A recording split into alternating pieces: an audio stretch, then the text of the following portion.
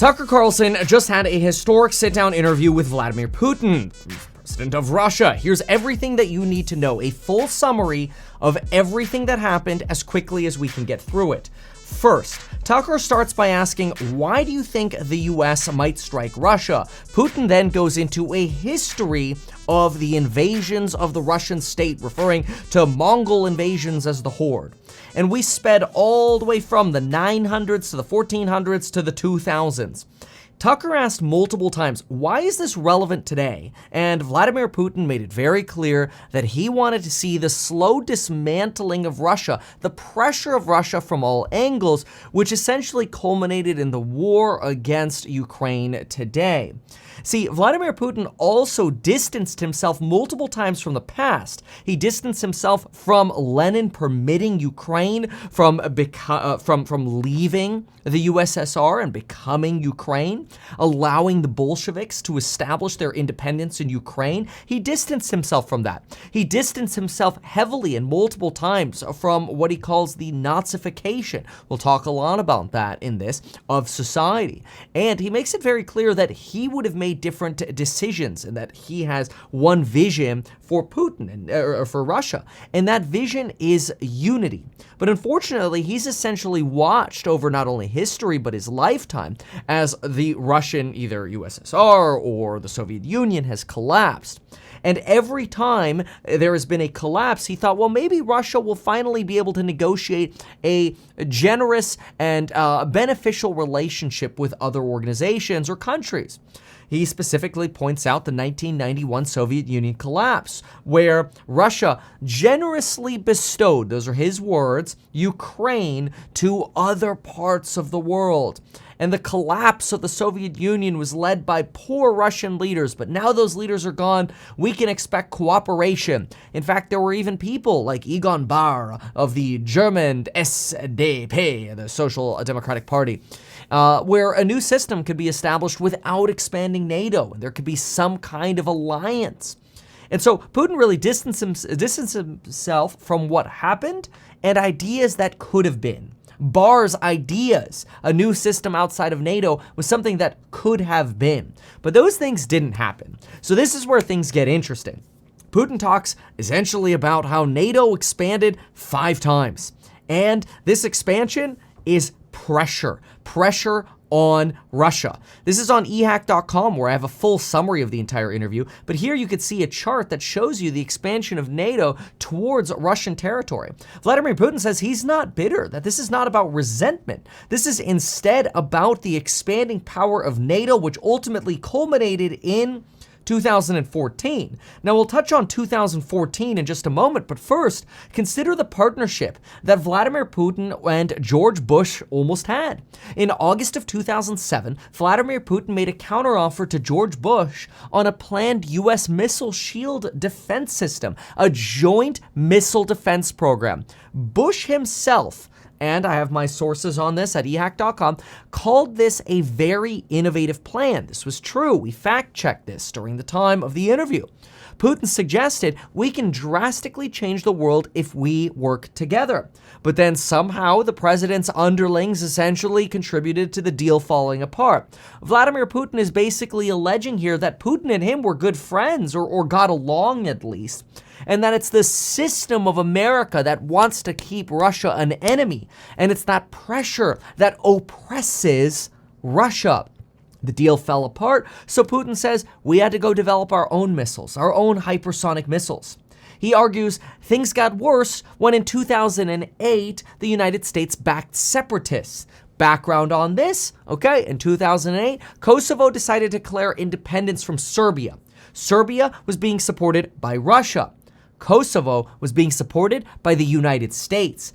And at a NATO summit in Bucharest, the United States gave Ukraine and Georgia, the country, not the state, a membership action plan to join NATO.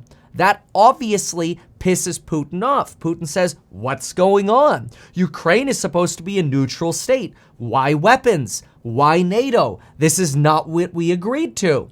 And then we get into this slow-growing support for the West. Between 2005 and 2010, you have Viktor Yushchenko, who supports the West, But then that flips into another president, the fourth president of Ukraine, Viktor Yanukovych, who was president from 2010 to 2014. He was considered, or at one point was considering, open borders with the European Union.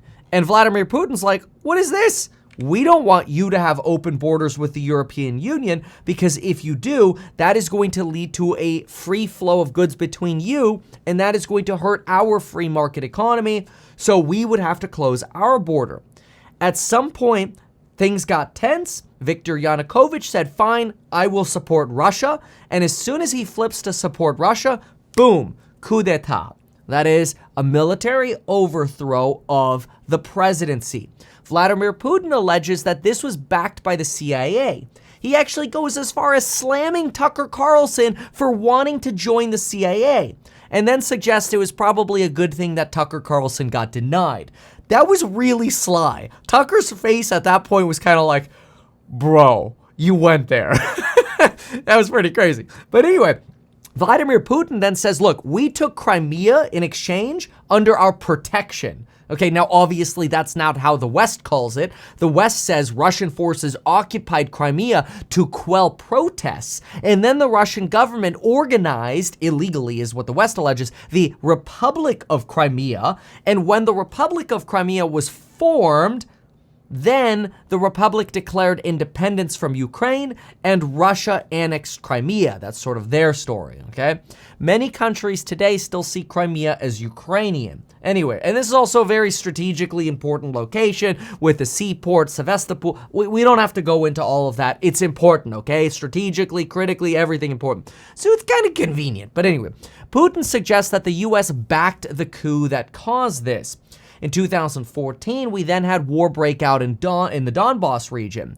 This was another phase in the Russia-Ukrainian war that came after this Crimean takeover. It started April 12th of 2014. 14,000 were killed. That was about 6,500 Russians, 4,400 Ukrainians, 3,400 civilians. So there have been tensions and issues here for a while.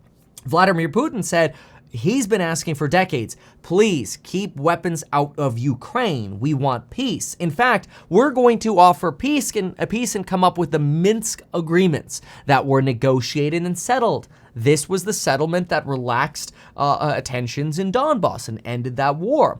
However, Vladimir Putin suggests that Volodymyr Zelensky, refuses to implement the Minsk Accords. Now, Ukraine has responded to this allegation. I'm interjecting this. Ukraine has responded to those allegations and says Ukraine has always been committed to implementing Minsk. It's actually Russia who's not implementing the plan, and they're trying to make it worse by sowing instability by not implementing the plan. Putin then immediately after, I take a little pause and suggest that Ukraine is complaining that Russia's not implementing the plan. Immediately after, Putin literally says, we were ready to implement it. Okay, he didn't actually say it that way because he says it through a translator, but he did literally say, we were ready to implement it, which it kind of means he didn't implement it. So it kind of means Ukraine was right about that. So I'm like, wait a minute, so you didn't implement it? There were a couple instances like this through the interview where Putin's kind of like pooped on himself a little bit, but some of the things he said were actually very interesting. So let's keep going. He says that, I believe if we manage to bring the residents of Donbass back to Ukraine, these wounds would heal. This is a common theme of what Putin says. He actually thinks everybody's sort of just one person, that the Ukrainian people are actually Russians at heart. Now, of course, there have been studies by, for example, Pew Research that suggest Polish individuals don't like Russia, but Ukrainians, you have a lot more of a mix. You know, they say 94% of Polish individuals don't like Russia or don't support Russia, but in Ukraine, this picture is much more mixed. Now, why is this not over yet? When will the war end? Putin suggests we have to complete the denazification of Ukraine. He talks about how this was discussed in Istanbul, and he also talks about how he pulled out of Kiev, his military out of Kiev, as a way to negotiate. But wait a minute. Western point of view here says that Ukraine pushed Russia out. Russia's point of view is, no, we left as part of the negotiations. Tucker then talks denazification. Putin talks, this is very important. It's worth noting that Ukraine does have a history of collaborating with Hitler. Of course, okay? There was a lot of history between Hitler, World War I, World War II, Germany, okay, to this territory. Of course, there's a lot of history there. And yes, Zelensky is Jewish. Yes, 56 to 140,000 Jews live in Ukraine. And yes, there are Ukrainian historical figures that have monuments that have ties to Hitler. Now, the greatest modern day of Nazification that Putin alleges that basically the world supports is that Zelensky visited Canada's parliament, and someone named Yaroslav Huntka, a 98-year-old former Nazi, gave a speech in parliament.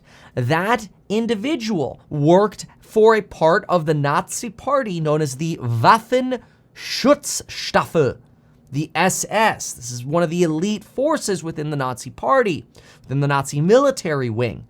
Waffen means weapon, okay? So the weapon SS. Schutzstaffel. Anyway, this occurred September 22nd of 2023, just a few months ago. This actually happened. What made it worse, though, was not just that that person spoke in the Canadian Parliament, which is now being referred to as a big scandal, but what made it worse was the perception, and this did actually happen, that everybody gave this individual a 2-time standing ovation. Okay. Putin then argues that he hasn't spoken with Biden since prior to his special military operation. Tucker says, why don't you just call Biden and work this out? Putin says, what's there to work out? Okay, this is very important. If there's anything y'all pay attention to, this line right here is very, very important. Subscribe. Okay, I had to do that. I'm sorry. No, this is actually very important about what Putin said. Putin said, if you want, and this is his point of view of negotiating, this becomes very relevant in a moment. Putin says, if you want to stop fighting, stop supplying weapons, then it will be over in a few weeks. Then we can negotiate. Okay. Well, wait a minute, Putin. Well, I gotta throw an interjection in here. You just said, we are willing to negotiate, but then you say, we'll negotiate after you stop giving weapons, after you stop fighting, then it will be over in a few weeks. In other words, you'll mop up what you need to, and then we can negotiate. Obviously, the United States is like, bro, then we have no leg to stand on in a negotiation. Ukraine as well, European Union, otherwise, right? I want you to keep in mind Putin's version of negotiating. This becomes very important in just a moment. Anyway, Tucker says, is NATO worried? Putin says, well, that's what they're saying. You know, NATO and the United States are trying to paint this picture that we are going to cause some kind of nuclear war. We're going to use strategic nuclear weapons. That would be stupid. We are not going to invade any other territory unless they attack us. We would only send troops to Poland if they attack us. It's absolutely out of the question. It goes against common sense to create some kind of global war because that would be bad for humanity. This is just how the West tries to extort more money from their taxpayers. American mercenaries, Polish mercenaries should not be in Ukraine. If they brought troops, this would be a global conflict. That's Putin's argument. He's not wrong. There has been a lot of warmongering. He is not wrong about that. But you ready for Putin's slam on America? This was intense. Why is America so focused on Ukraine? You have issues with the border. You have issues with the national debt. You have $33 trillion in debt. You have migrant issues at the border. Have you nothing better to do? Wouldn't it be better to just negotiate with Russia and return to common sense and respect our country? Mic drop there. That was a banger, okay? Putin hit where it hurts. Democrats and Republicans can agree on that. That hurt. Tucker then says, who blew up the Nord Stream pipeline? Putin obviously says, you did. Tucker says, do you have evidence? And Putin says, look, you just have to connect the dots. Who is capable of blowing up a pipeline at the bottom of the Baltic Sea? And who is interested? And he basically implies that that's the United States. Putin says it's very hard to win in the war of propaganda because the United States controls the media.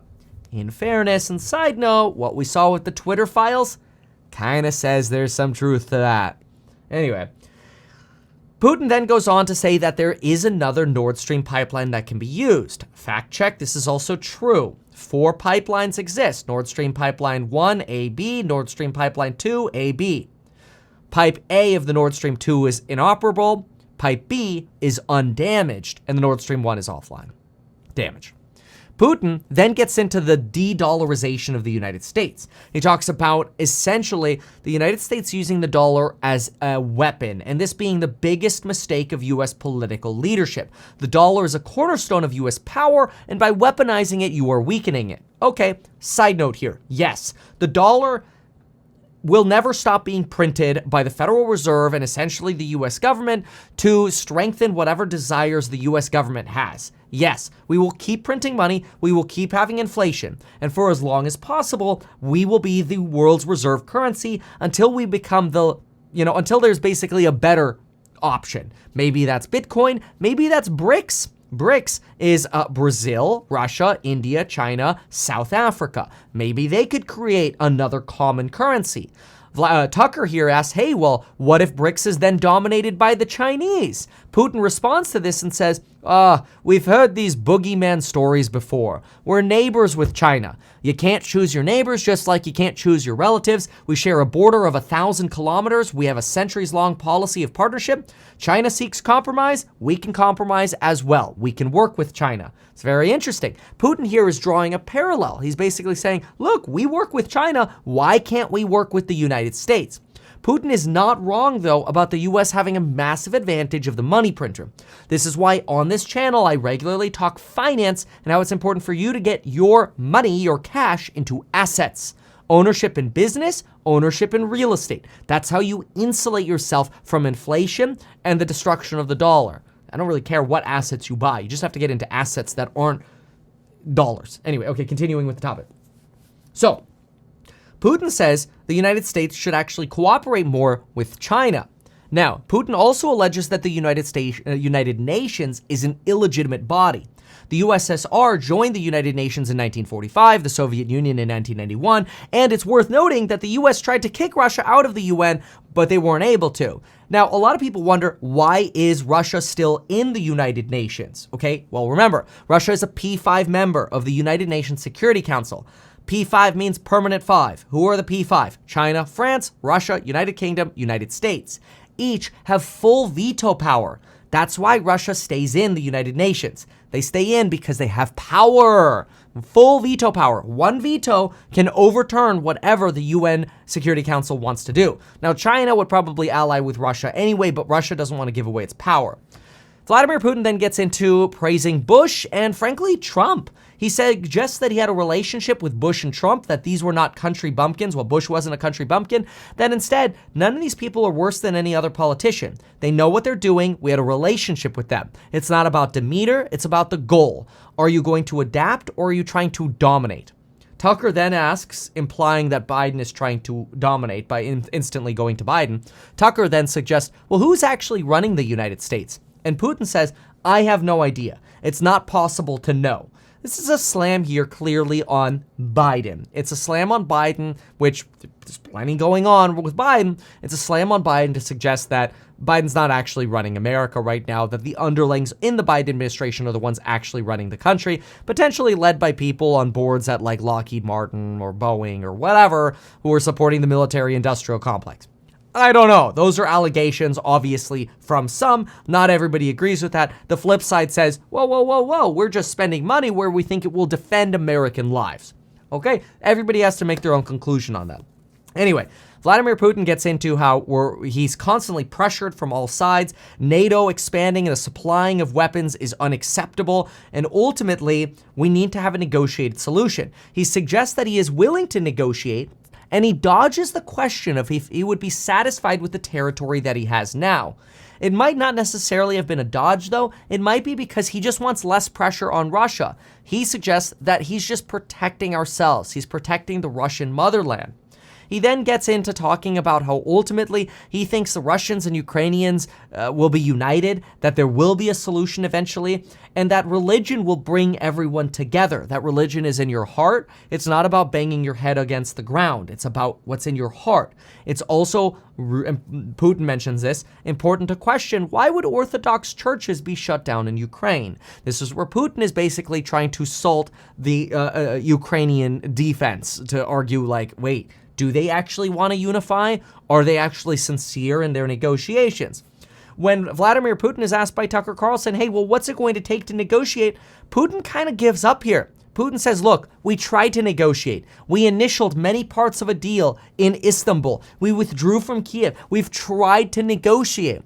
But Boris Johnson came in and tore up the negotiated plan and told Russia or told Ukraine not to sign the deal. We almost had a deal 18 months ago, and now it's evaporated. Who is supporting this? Is it the US? Is it the United Kingdom? We've been willing to negotiate. When you're ready to negotiate, you come to us. That's how Putin left off with negotiate. Now, to be clear, remember how I told you to remember something very important earlier when I told you to subscribe, okay? Putin says, you come to us when you're ready to negotiate. But Putin also said, in order to negotiate with me, you all have to stop fighting, stop supplying weapons, and after a few weeks, after we end this, presumably mop everything up, then we'll negotiate. So I kind of got two Putins there. I got the Putin that's like, yeah, I'm ready to negotiate. Come anytime, I'm ready. And then I got, I'm not ready to negotiate unless you basically lose. Okay, all right. Anyway, there was a little bit of talk about Elon Musk, about how Elon is a very smart man, that, Putin heard he just implanted a chip into some person's brain, and that genetics and AI are all going to be really big risks in the future. They'll probably be regulated just like nuclear weapons were, because once people realize there are threats to their own humanity, they end up regulating it. Just like they did with nukes, they'll end up doing with genetic engineering, and they'll end up doing with AI. Now, Tucker Carlson pulled a really 4D chess move towards the end of the interview. He said, will you release the jailed Wall Street Journal reporter? This was brilliant for two reasons. Number one, if he got the reporter released, Tucker Carlson would be a national hero. Number two, even if he didn't get the reporter released, he tried, and he tried hard. That is a way of warming up the mainstream media to like Tucker Carlson, because the mainstream media does not want to see one of their reporters in jail in Russia. It's a 33-year-old named Evan. He worked for the Wall Street Journal. Still works for the Wall Street Journal, theoretically, presumably. Anyway, Vladimir Putin says this individual was not just a reporter. They conducted espionage. We caught the individual red-handed, and we'll probably come up with some kind of solution, and it'll be win-win for everybody, but we're not there yet.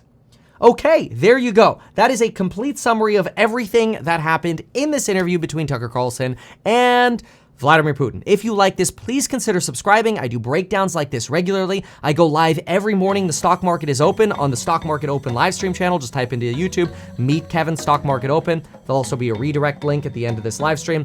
And I do breaking news, and I cover topics like what happened at the Supreme Court today. I covered all of that in detail. I talk stocks, real estate, finance, you name it. Thank you so much for being here. Keep in mind, I also covered the J6 live stream straight for like 10 or 12 hours. That was crazy, but I never had 150,000 concurrent viewers. Why not advertise these things that you told us here? I feel like nobody else knows about this. We'll try a little advertising and see how it goes. Congratulations, man. You have done so much. People love you. People look up to you. Kevin Paffrath there, financial analyst and YouTuber. Meet Kevin. Always great to get your take.